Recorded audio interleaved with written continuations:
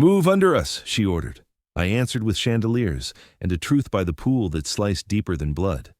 You won't believe what came next. The phone call came on a Tuesday morning while I was enjoying my coffee and reading the newspaper in the sunbeam streaming through my kitchen window.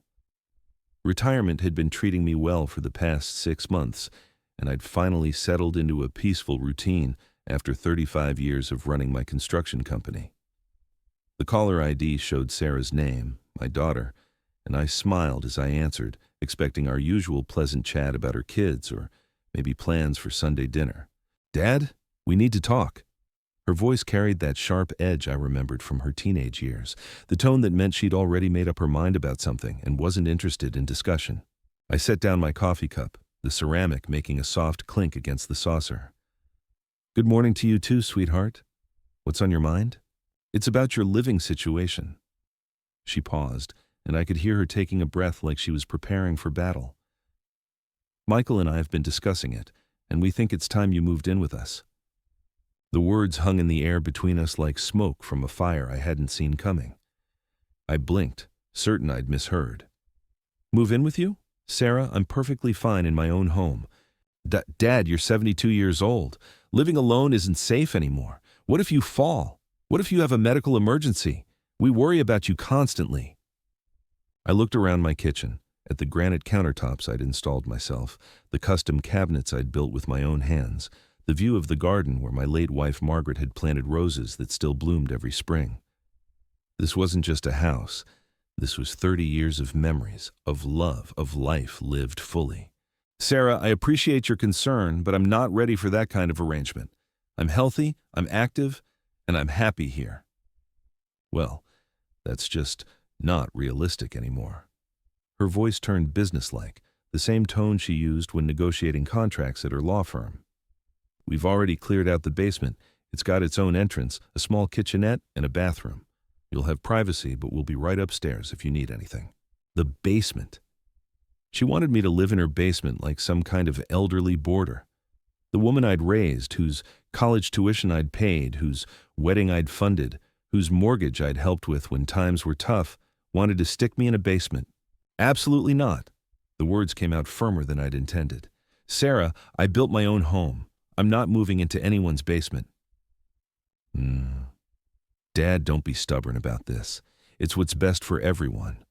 The kids would love having Grandpa so close, and Mom always said she wanted family to stick together." There it was. She was invoking Margaret's memory to manipulate me. My wife, who'd been gone for 3 years now, who'd always believed in family, but who also fiercely protected our independence and dignity. "Your mother never would have suggested I live in a basement," I said quietly. "She would have been horrified at the very idea. Times change, Dad. This is the responsible thing to do." I stood up from my kitchen table and walked to the window, looking out at the neighborhood I'd called home for 3 decades.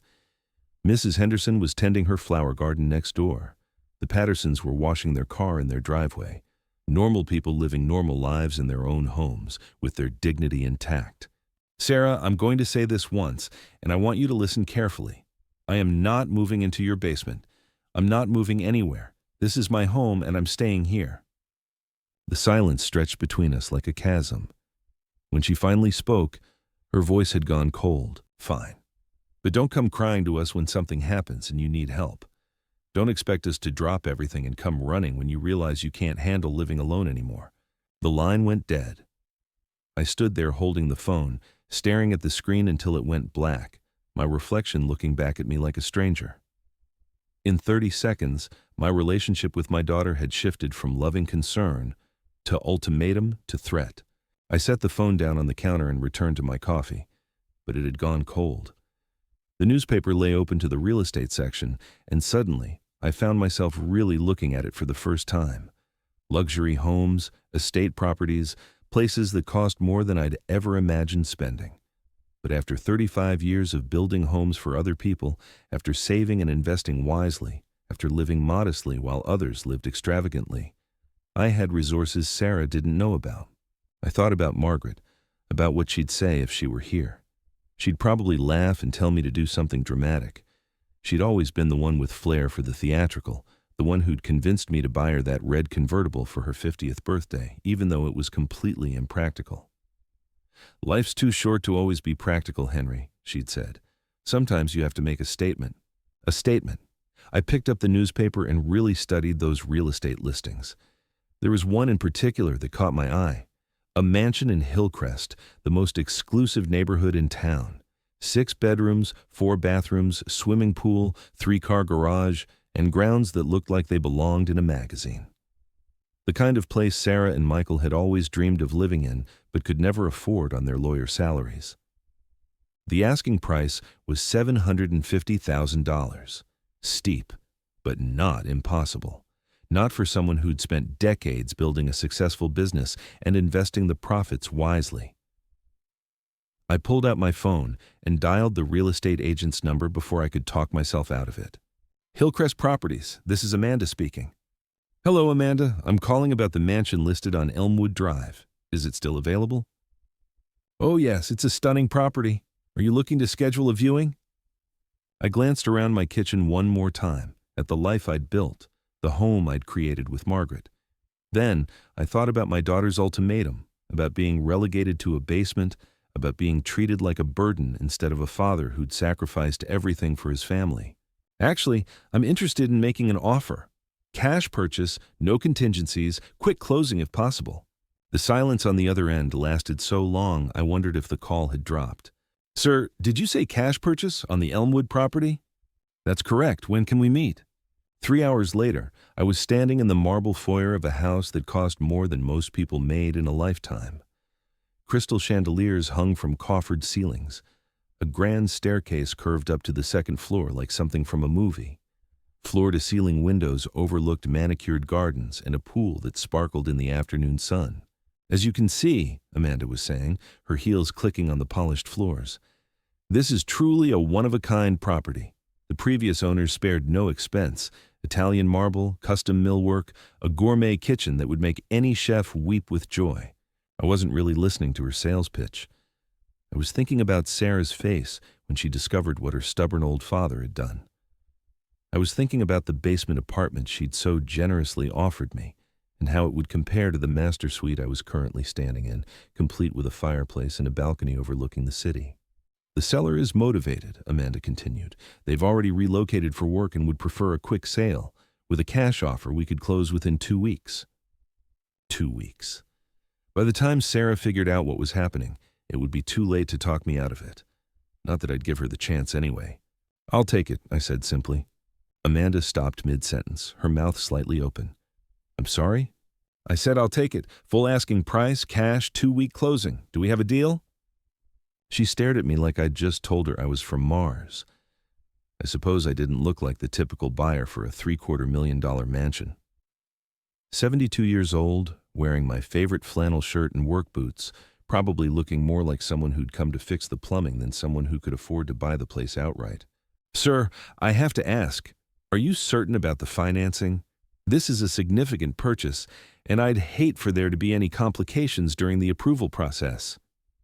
I pulled out my phone and showed her my banking app, scrolling to the account balance that represented a lifetime of hard work and careful saving. Her eyes widened as she took in the numbers. "I think we can skip the financing discussion," I said with a smile. "When can we sign the papers?" The next 2 weeks passed in a blur of inspections, paperwork, and planning.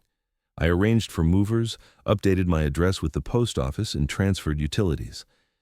I bought new furniture because Margaret's cozy country style wouldn't quite work in a mansion designed for entertaining royalty. I hired a landscaping crew and a pool service because at my age, I figured I'd earned the right to have other people handle the manual labor. Through it all, I didn't say a word to Sarah. She'd called twice, leaving voicemails that started apologetic and ended demanding. I deleted them without listening to the whole messages. If she wanted to play hardball, I was happy to show her what a real power move looked like. On moving day, I stood in my old kitchen one last time, coffee cup in hand, looking out at the garden Margaret had loved so much. I felt a pang of sadness, but it was overwhelmed by something else. Excitement, anticipation, the thrill of knowing that sometimes, just sometimes, the old guy gets to surprise everyone. My phone buzzed with a text from the moving company. They were finished loading the truck and ready to head to the new place. I took one last look around, grabbed my keys, and walked out the front door of the house I'd called home for 30 years. As I drove through Hillcrest toward my new address, I passed joggers and dog walkers, people tending to gardens that probably cost more to maintain than most people's mortgages. These were Sarah's people, the social circle she'd always wanted to be part of, the exclusive neighborhood where she'd always dreamed of living. I pulled into the circular driveway of my new home and sat in my truck for a moment, looking up at the imposing facade. 6 bedrooms for one old man seemed excessive, but then again, I wasn't planning to be alone for long. The mansion's front door was solid mahogany, probably worth more than most people's cars. As I turned the key for the first time, I felt like I was opening a portal to a completely different life. The movers were already hard at work, carrying boxes and furniture into rooms that echoed with possibility. "Where do you want this recliner, sir?" asked one of the crew, a young man who looked like he could bench press my truck. I gestured toward what the real estate listing had called the informal living area, which was larger than Sarah's entire first floor. Right there by the windows, facing the pool. As the afternoon wore on, I found myself wandering through rooms I was still learning to navigate. The formal dining room had a table that could seat 16 people. The library had built-in shelves reaching up to a 14-foot ceiling. The master bedroom had a walk-in closet bigger than the basement apartment Sarah had so graciously offered me. By evening, the movers were gone, and I was alone in my new palace. I made myself a sandwich in the gourmet kitchen, marveling at the granite countertops that made my old ones look like particle board.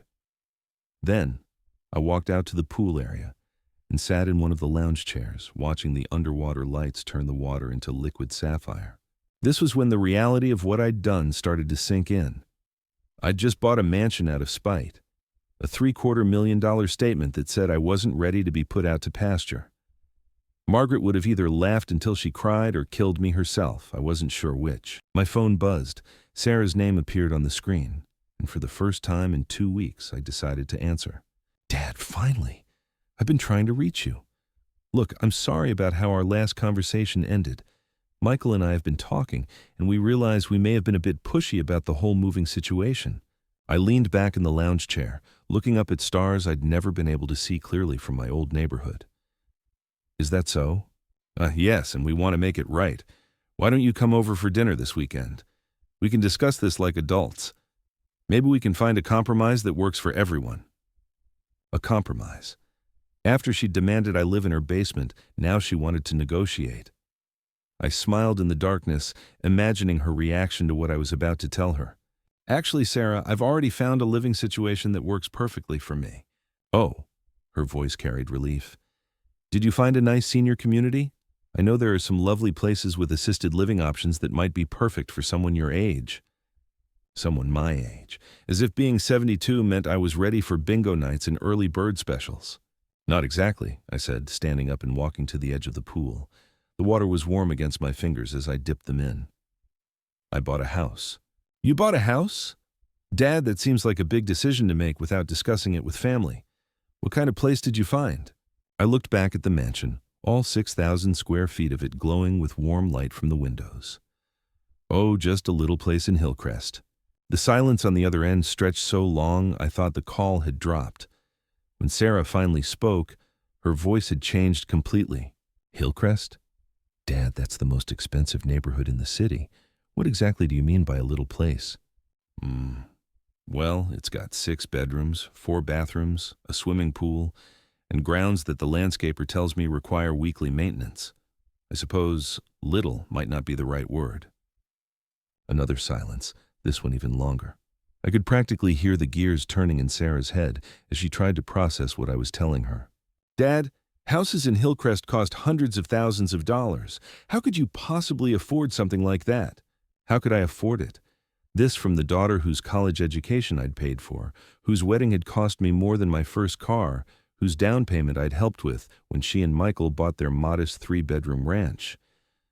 Apparently, Sarah had never bothered to think about where all that money had come from, or what I might have left over after a lifetime of building and selling homes. 35 years of running a successful business tends to add up, I said mildly. Plus, your mother and I were never the types to spend money on fancy vacations or expensive toys. We invested wisely. This is insane, Dad. You can't just buy a mansion because you're angry about our suggestion. This is exactly the kind of impulsive behavior that made us worry about you living alone. Impulsive behavior. I'd spent 2 weeks researching the purchase, had the house inspected by 3 different contractors, and had my financial advisor review the investment potential. But because it wasn't what Sarah wanted me to do, it was impulsive. I'm not angry, sweetheart. I'm just living my life the way I choose to live it, in my own home with my dignity intact. Your dignity? What's that supposed to mean? I walked back to the lounge chair and sat down, getting comfortable. This conversation was going to take a while. It means I'm not interested in being warehoused in someone's basement like an old piece of furniture that's too valuable to throw away but too inconvenient to keep in the main house. That's not what we were suggesting, and you know it. We were trying to take care of you. By hiding me in a basement, by making me a dependent instead of a patriarch, by treating me like I'm already dead instead of just getting older. Sarah's voice rose with frustration. You're being ridiculous. We offered you a place in our home with people who love you, and instead you go out and buy some ridiculous mansion you don't need just to prove a point. Maybe I'm proving a point, I admitted. Maybe the point is that I'm not ready to be managed like an invalid. Maybe the point is that I've earned the right to make my own choices, even if those choices seem extravagant to other people. Dad, this is just not practical. A house that big, the maintenance costs, the property taxes, the utilities, you'll bankrupt yourself trying to keep up with it. I laughed, actually laughed out loud. Sarah, I built houses for 35 years. I know exactly what it costs to maintain a property. I also know what it costs to heat, cool, and secure a home. I didn't make this purchase on a whim. But why? Why would you need 6 bedrooms? You're one person. That was the question I'd been waiting for. The reason behind the madness, the method to what she saw as impulsive behavior. Because, I said, settling deeper into the lounge chair, I have plans. The next morning, I woke up in a bedroom larger than some people's apartments. Sunlight streamed through windows that faced east toward the city, and for a moment I forgot where I was. Then I remembered, and I smiled. I'd slept better than I had in months. Maybe it was the expensive mattress, or maybe it was the satisfaction of knowing I'd taken control of my own life in a way that no one saw coming. I made coffee in a kitchen that looked like something from a cooking show, then took it out to the pool area to watch the sunrise. The landscapers had already been here. The grass was perfectly manicured, the flower beds weeded, the pool cleaned and ready for swimming. At 8 o'clock sharp, my phone rang. I didn't recognize the number, but I answered anyway. Mr. Henderson, this is Amanda from Hillcrest Properties. I hope you don't mind me calling, but I have some rather unusual news. I set down my coffee cup. What kind of news? Oh, well, it seems your purchase has created quite a stir in the neighborhood. I've had 3 calls this morning from potential sellers who want to list their properties, and 2 from buyers who want to know if you might be interested in selling. Selling? I just moved in yesterday. I know, but the speed of your purchase and the fact that you paid cash has people talking. There's speculation that you might be flipping the property or that you're representing some kind of investment group. I thought about this for a moment. What did you tell them? I told them that my client's plans were confidential, but that if they had serious inquiries, I'd be happy to pass them along. Amanda, let me ask you something. What do you know about the rental market in Hillcrest? There was a pause. Rental market? Mr. Henderson, most people who can afford to live in Hillcrest prefer to own their homes. But theoretically, if someone wanted to rent a mansion like mine, what would that cost? Well, I'd have to do some research, but I'd estimate somewhere between $8,000 and $12,000 per month, depending on the amenities and the length of the lease. $8,000 to $12,000 per month. I did some quick math in my head. Even at the low end, that would more than cover the property taxes, insurance, and maintenance costs, with plenty left over. Amanda, I may have another job for you soon, but for now, I'm quite happy being a homeowner. After I hung up, I walked through the house again, seeing it with new eyes. 6 bedrooms, each one larger than the basement apartment Sarah had offered me. A formal dining room perfect for hosting dinner parties. A library where I could read in peace. Guest quarters that were nicer than most people's master suites. I thought about Margaret, about how she'd always wanted to entertain more, but had been limited by our modest home. She'd have loved this place, would have filled it with laughter and music and the kind of dinner parties that people talked about for years afterward. But Margaret was gone, and I was here alone in a mansion that suddenly felt too big and too quiet. That's when the real plan started forming in my mind. The plan that would justify every penny I'd spent and every choice I'd made. I pulled out my phone and scrolled through my contacts until I found the number I was looking for. Tom Bradley had been my foreman for 15 years before retiring to take care of his wife during her battle with cancer. She'd passed away last year, and from what I'd heard, Tom was struggling with loneliness and financial pressures. Henderson Construction, this is Tom. Tom, it's Henry Henderson. How are you holding up? Henry, good to hear from you. I'm doing okay, I guess. Keeping busy with small jobs, trying to make ends meet. You know how it is. I did know how it was. Tom was probably living on Social Security and whatever small jobs he could pick up in a house that held too many memories and not enough income. Tom, I have a proposition for you. How would you feel about a change of scenery?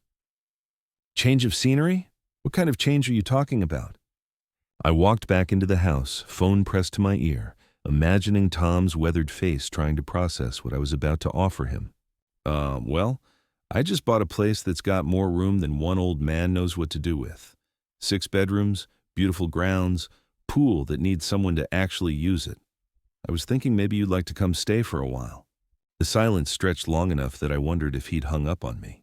Henry, are you offering me charity? Because you know I've never been the type to take handouts. Tom, in 15 years of working together, have I ever offered you charity? No, sir, you haven't. Then why would I start now? I'm talking about a mutually beneficial arrangement. This place needs someone who understands quality construction to keep an eye on things, someone who knows the difference between regular maintenance and someone trying to take advantage of an old homeowner. I could hear Tom breathing on the other end, considering. What exactly are you proposing? Move into one of the guest bedrooms. Help me figure out this place. In exchange, no rent, no utilities, and I'll pay you a consulting fee for property management. Think of it as semi-retirement with benefits. Henry, what kind of place are we talking about here? I looked around the marble foyer, up at the crystal chandelier that probably cost more than Tom's truck. The kind of place where the property taxes are more than most people's annual salary. The kind of place that comes with a 3-car garage and grounds that require professional landscaping. Another long pause. You bought a mansion, didn't you? I bought a statement, Tom. The mansion just happened to come with it. Tom's laugh was rough around the edges, like sandpaper on oak. Henry Henderson, what the hell have you gotten yourself into? Something that's going to be a lot more interesting with a friend around to share it. What do you say? I say you've lost your mind, but count me in. When do you want me there? How about this weekend? I'll send you the address, but fair warning, your GPS might think you made a wrong turn. After I hung up with Tom, I felt something I hadn't experienced in months. Anticipation. The house already felt less empty knowing someone else would be sharing it soon. But Tom was just the beginning. I had 5 more bedrooms and a plan that was getting clearer by the hour. I called Janet Morrison next. She'd worked as my office manager for 12 years before her husband's medical bills forced her into early retirement. Last I'd heard, she was working part-time at a grocery store to make ends meet, living in a cramped apartment since she'd had to sell the house. Henderson Construction, how may I help you? I blinked, confused. Janet? I thought you retired. Henry? Oh my goodness, I did retire. But Tom asked me to answer his phone while he's out on a job. Old habits, you know? Actually, that's perfect. I was calling to talk to both of you. Are you free for lunch tomorrow? Lunch? Henry, I'm working at Kroger until 3, and then I have to pick up extra shifts at the diner. I can't really afford to take time off for social visits. The exhaustion in her voice made my chest tighten. Janet Morrison was 68 years old and working 2 jobs to survive. This woman who'd organized my entire business life for over a decade, who'd never missed a day of work, who'd remembered every client's birthday and every employee's anniversary. Janet, what if I told you the lunch was actually a job interview? A job interview? Henry, you sold the company. What kind of job could you possibly have? The kind that comes with full benefits, flexible hours, and accommodations that would make your current landlord weep with envy.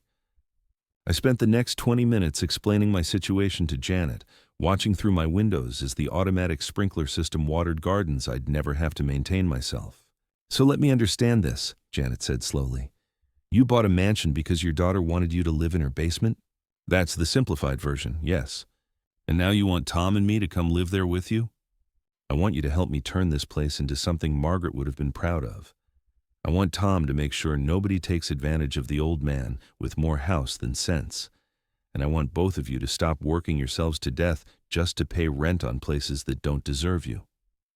Janet was quiet for so long I thought she might have fainted. "Henry, this is crazy. People our age don't just move in together like college roommates. People our age don't usually have 6-bedroom mansions sitting empty either. But here we are." What would people say? They'd say we're smarter than they gave us credit for. "Janet, what's the worst that could happen? You hate it and move back to your apartment? At least you'd have a few months without worrying about grocery money." "The absolute worst that could happen is that I get used to living like royalty and then have to go back to reality." "Then we better make sure that doesn't happen." The next morning, I drove to my old neighborhood to pick up a few things I'd forgotten. As I pulled into my former driveway, Mrs. Henderson from next door came rushing over. "Henry, I heard you moved. I've been meaning to call, but I wasn't sure if it was true." Mrs. Henderson was 83 years old and had been our neighbor for 20 years. Since Margaret died, she'd made a point of checking on me regularly, bringing over casseroles and keeping me informed of neighborhood gossip. "It's true, Dorothy. Found a new place that better suits my current needs." "Oh, that's wonderful. I was worried you might have gone into one of those senior communities. Is it nearby? I hope we can still visit." I thought about Dorothy Henderson, alone in her house since her husband died 5 years ago, living on a pension that barely covered her medications, let alone home maintenance or social activities. "Actually, Dorothy, it's in Hillcrest.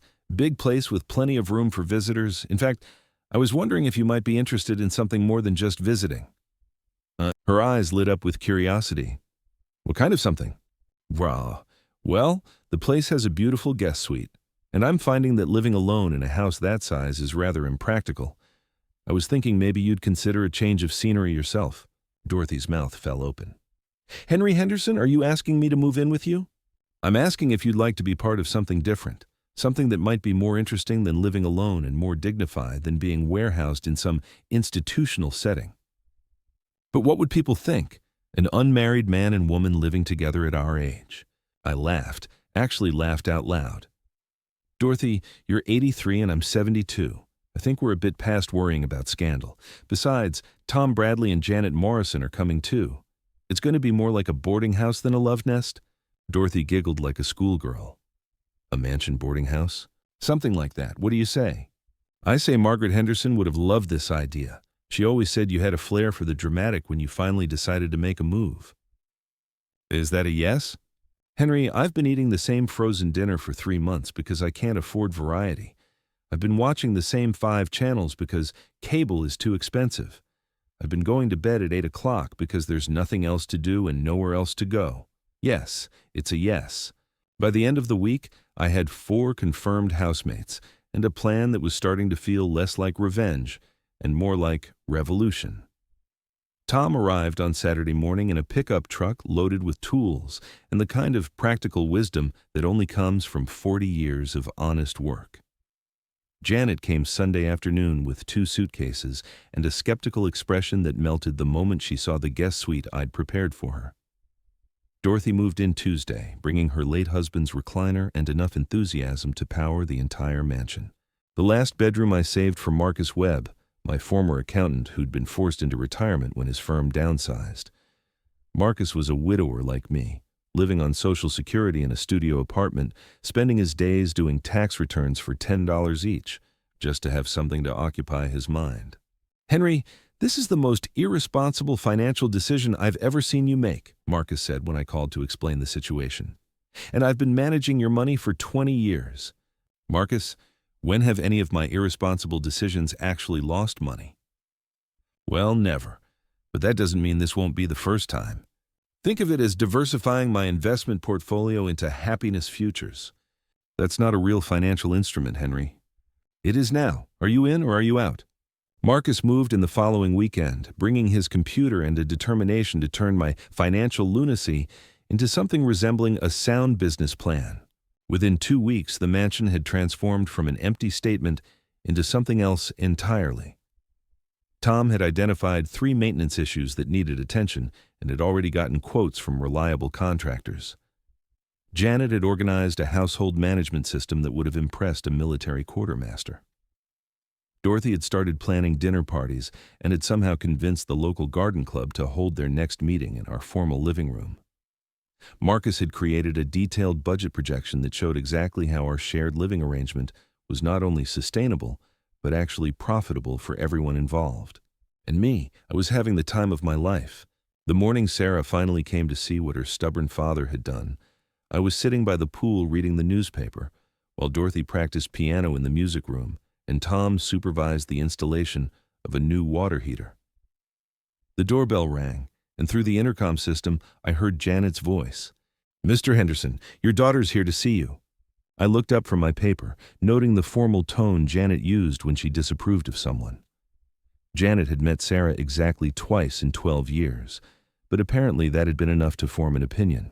"Send her out to the pool area, please." 5 minutes later, Sarah appeared at the French doors leading from the house to the patio, her face a mixture of disbelief and barely controlled fury. She wore her best lawyer suit, the one she used when she wanted to intimidate people, but it looked out of place against the backdrop of casual luxury that had become my new normal. "Dad, we need to talk." I folded my newspaper and set it aside, gesturing to one of the lounge chairs. "Of course, sweetheart. Have a seat. Can I get you something to drink?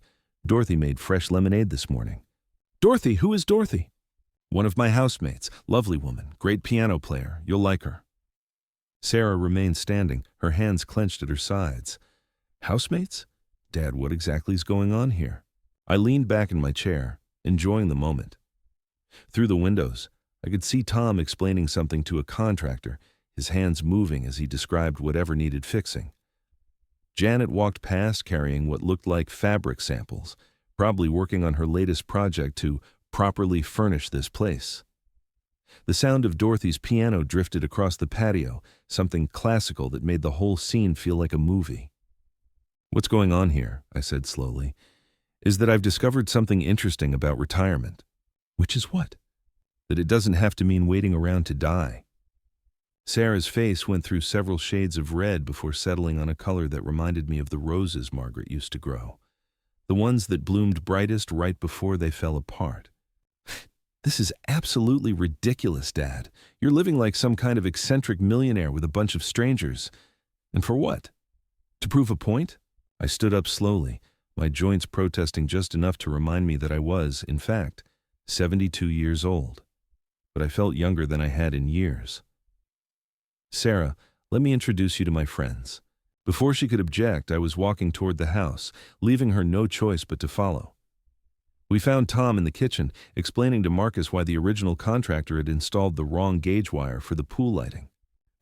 Tom, Marcus, I'd like you to meet my daughter Sarah. Sarah, this is Tom Bradley, my former foreman and current property manager, and Marcus Webb, my accountant and financial advisor." Tom wiped his hands on a rag and extended one to Sarah with the kind of genuine smile that had made him popular with clients for 30 years. "Pleasure to meet you, Sarah. Your father talks about you all the time." Marcus stood from where he'd been reviewing electrical diagrams, adjusting his glasses with the precise movement of someone who'd spent decades dealing with numbers that had to add up perfectly. "Sarah, your father has created something quite remarkable here. From a financial standpoint, it's actually brilliant." Sarah shook their hands with the mechanical politeness of someone who'd been raised properly but was too angry to mean it.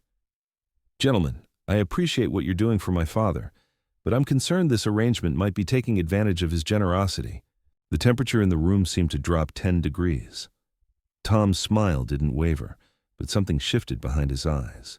Marcus removed his glasses and cleaned them with deliberate slowness. "Ma'am," Tom said with the careful politeness of a man who'd dealt with difficult clients before, "your father offered us a business arrangement. We're paying our way through services rendered, and frankly, we're getting the better end of the deal." "A business arrangement?" Sarah's lawyer instincts kicked in, her voice sharpening. "What kind of business arrangement?" Marcus stepped forward, and I recognized the expression he wore when he was about to deliver bad news to someone who thought they knew better than he did. Your father has created a cooperative living situation that reduces individual expenses while maximizing shared resources. Tom handles property management and maintenance, saving your father approximately $3,000 monthly in contractor fees. Janet manages household operations, eliminating the need for housekeeping and personal assistant services. Dorothy provides companionship and social coordination, which has measurable health benefits for seniors. I handle financial planning and tax preparation for the household. And what does my father get out of this arrangement? A life worth living, I said quietly. Instead of sitting alone in a house that felt more like a mausoleum every day, watching television and waiting for doctor appointments. Sarah turned to face me fully, and for a moment I saw something vulnerable in her expression, something that looked like the little girl who used to climb into my lap when she was scared. Dad, this isn't normal. People our age don't just move strangers into their homes. People our age don't usually buy mansions either, but here we are. Janet appeared in the kitchen doorway, carrying an armload of fresh flowers from the garden. She took in the scene with the quick assessment of someone who'd managed difficult situations for decades. Mr. Henderson, would you and your guest like some coffee? I was just about to start a fresh pot. Sarah's head snapped toward Janet with the kind of attention she usually reserved for hostile witnesses. And you must be the housekeeper. The silence that followed was so complete, I could hear the pool filter cycling in the distance. Janet set down her flowers with the careful precision of someone who was choosing her words very carefully. I'm Janet Morrison, household manager and former office manager for Henderson Construction. I've known your father for 12 years, and I've never been anyone's housekeeper. I apologize, Sarah said, but her tone suggested she wasn't apologizing for the assumption, just for saying it out loud. This is all very confusing. Dad never mentioned he was planning something like this. Your father doesn't need to clear his living arrangements with anyone, Dorothy's voice carried from the doorway, where she'd appeared like a silver-haired guardian angel. At our age, we've earned the right to make our own choices. Sarah looked around the kitchen at four faces that ranged from politely neutral to openly protective. For the first time since she'd arrived, I saw her realize that this wasn't a temporary arrangement or an old man's whim. This was a chosen family, and she was the outsider. Could I speak with my father privately, please? The others began to disperse with the kind of coordinated efficiency that comes from people who've learned to live together harmoniously. Tom returned to his electrical diagrams, Marcus gathered his financial reports, Janet busied herself arranging flowers, and Dorothy headed back toward the piano. But I could feel them listening, ready to step in if needed. Sarah and I walked back out to the pool area, where the afternoon sun was turning the water into liquid gold. She sat down in the chair she'd refused earlier, suddenly looking older than her 43 years. Dad, I need you to help me understand what's really going on here. I settled back into my own chair, watching a cardinal land on the edge of the pool for a drink. What's going on is that I remembered something I'd forgotten. Which is what? That just because you get older doesn't mean you have to get smaller. Sarah was quiet for a long moment, her lawyer's mind probably working through implications and angles. This house must have cost a fortune. It cost exactly what it was worth to me. Which was what? Dad, I'm worried you've made a decision that's going to bankrupt you just to prove a point about the basement apartment. I turned to look at her, really look at her, trying to see past the anger and frustration to the daughter I'd raised. Sarah, do you know what your mother and I were worth when she died? I assumed you were comfortable. The business did well, and you always lived modestly. We were worth $2.3 million. Sarah's mouth fell open. $2.3 million? Dad, you never said anything about having that kind of money. Because it wasn't money we spent on ourselves. It was money we saved for emergencies, for security, for the possibility that one of us might need long-term care. It was money we planned to leave to you and your children. Plan to leave, past tense? I stood up and walked to the edge of the pool, dipping my fingers into the warm water. Sarah, when you suggested I move into your basement, when you made it clear that my independence was less important than your peace of mind, you made a choice about what kind of relationship we were going to have. Dad, I was trying to take care of you. No, you were trying to manage me. There's a difference. The sound of Dorothy's piano drifted across the water, something cheerful and complex that spoke of years of practice and genuine love for music. Through the kitchen windows, I could see Janet arranging her flowers in a crystal vase that probably cost more than she used to make in a week. "These people," Sarah said, gesturing toward the house, "they're using you." "Yes, they are. They're using my resources to live better than they could alone, and I'm using their company to live better than I could alone. It's called mutual benefit." "But what happens when the money runs out?" I laughed, actually laughed at the question. "Sarah, at current spending levels, including property taxes, utilities, maintenance, food, and household expenses for 5 people, this arrangement costs me less than what I was spending living alone in my old house." "That's impossible." Marcus ran the numbers, shared expenses, bulk purchasing, eliminated service costs because we handle things ourselves. Tom hasn't let me hire a contractor for anything he can fix himself. Janet has turned household management into an art form that would make Martha Stewart weep with envy.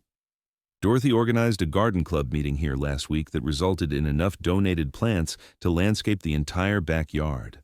Sarah shook her head like she was trying to clear water from her ears. "But this house, the purchase price alone, will be recouped in 5 years through appreciation alone, according to Marcus's projections. Hillcrest property values have increased an average of 8% annually for the past decade. And if I ever decide to sell, there's apparently a waiting list of people who want to buy in this neighborhood." "You've thought of everything, haven't you?" "I've had help thinking of everything. That's the point, Sarah. I don't have to figure out everything alone anymore." She was quiet for several minutes, watching the cardinal that had been joined by his mate at the pool's edge. "Dad, what you're doing here, it's not normal." "Normal is what got me sitting alone in a house that felt more like a tomb every day, waiting for my daughter to decide I was too much trouble to live independently." "That's not fair." "Fair?" I turned to face her, feeling 40 years of accumulated frustration rising in my chest. "Sarah, I spent 35 years building a business that employed dozens of people and created homes for hundreds of families. I paid for your college education, your wedding, helped with your down payment when you bought your first house. I've been a loving father, a faithful husband, and a productive member of society for 7 decades. And your solution when I reached an age you considered problematic was to stick me in your basement like an elderly relative you're ashamed to acknowledge but too guilty to ignore completely." The words hung between us like a challenge. Sarah's face went through several emotions before settling on something that might have been understanding. "I never thought of it that way." "I know you didn't. That's the problem." Tom appeared at the French doors, his expression apologetic. "Henry, sorry to interrupt, but the electrician has a question about the pool lighting. Wants to know if you want the timer system upgraded while he's here." "What do you think, Tom?" "I think if we're going to do it, now's the time. Save on labor costs down the road." "Then let's do it right." Tom nodded and disappeared back into the house. Sarah watched this exchange with the kind of attention she usually reserved for cross-examining witnesses. "He calls you Henry." "That's my name." "But he works for you." "He works with me. There's a difference." Sarah stood up and walked to the pool's edge, staring down at her reflection in the water. "Dad, I came here today to talk you out of this, to convince you that you were making a mistake, and that you should come live with us properly, not in the basement, in Michael's office upstairs. And now? Now I'm wondering if maybe I'm the one who made the mistake." I joined her at the pool's edge, both of us looking down at our reflections wavering in the chlorinated water. "Sarah, I don't want you to think I'm doing this to hurt you. Aren't you? I'm doing this because I realize that I have maybe 10 or 15 good years left, and I don't want to spend them being managed like an invalid or hidden away like an embarrassment." "But this arrangement, it can't last forever. What happens when someone gets sick, when someone dies, when people start having problems living together? The same thing that happens in any family. We figure it out as we go." "But these people aren't your family." I looked back at the house, where Janet was now teaching Marcus how to arrange flowers while Dorothy played piano, and Tom explained electrical theory to anyone who would listen. "Blood doesn't make family, Sarah. Choice does. Commitment does. Showing up for each other does." "Are you saying I didn't show up for you?" "I'm saying you showed up with conditions. You showed up with solutions that worked better for you than they did for me. You showed up wanting to manage my decline instead of supporting my life." Sarah was crying now, not the angry tears of frustration, but the quiet tears of someone who'd realized they'd been wrong about something important. Dad, I was scared. After Mom died, watching you alone in that house, I was terrified that something would happen to you and I wouldn't be there. I was terrified that you'd fall or have a heart attack or just fade away without anyone noticing. And your solution was to make sure I faded away somewhere you could keep an eye on me. I thought I was protecting you. You were protecting yourself from the possibility of losing me in a way you couldn't control. We stood there in the afternoon sun, father and daughter, looking at our reflections and trying to figure out how we'd gotten so far apart. So what happens now? Sarah asked finally. Now you decide what kind of relationship you want with the man I've become, instead of trying to turn me back into the man I used to be. And if I can't accept this? If I think you've lost your mind and you're being taken advantage of by people who see you as a meal ticket? Then you'll miss out on knowing the happiest I've been since your mother died. Sarah wiped her eyes with the back of her hand, smearing her makeup in a way that made her look younger and more vulnerable. Can I ask you something? Of course. Do you really think Mom would have approved of this? I thought about Margaret, about her fierce independence and her equally fierce loyalty to family, about the way she'd defended our choices against anyone who questioned them, and the way she'd never let anyone else define what our life should look like. Your mother would have bought a bigger house. Despite everything, Sarah laughed. A real laugh, the kind I hadn't heard from her in years. She would have, wouldn't she? She would have bought a bigger house, hired a chef, and turned it into a bed and breakfast just to make sure everyone knew she was running the show. And she would have made it work somehow. She would have made it fabulous. We were both smiling now, remembering the woman who'd been the center of our family for so many years. Dad, I owe you an apology. You owe me a conversation, a real one, where you listen to what I'm saying instead of planning what you're going to say next. I can do that. And I owe you an explanation about why I didn't tell you about the money, about the house, about any of this. I'd like that explanation. But first, I want you to meet my friends properly, not as people who might be taking advantage of me, but as people who've chosen to share their lives with me. Sarah nodded, straightening her shoulders in the way she did when she was preparing to do something difficult. Okay, but Dad? Yes? Next time you decide to buy a mansion, maybe give me a heads up. For my blood pressure, if nothing else. I'll take it under consideration.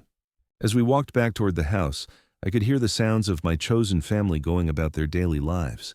Tom's voice explaining something technical to Marcus, Janet humming while she worked in the kitchen, Dorothy's piano providing a soundtrack to it all. For the first time in 3 years, I felt like I was walking toward something instead of away from something. And for the first time since this whole mess started, Sarah was walking beside me instead of trying to push me in a direction I didn't want to go. The afternoon sun slanted through the windows as we entered the house, illuminating dust motes that danced like possibilities in the air. There was still a lot to figure out, still conversations to have and relationships to rebuild. But for now, it was enough that we were both willing to try.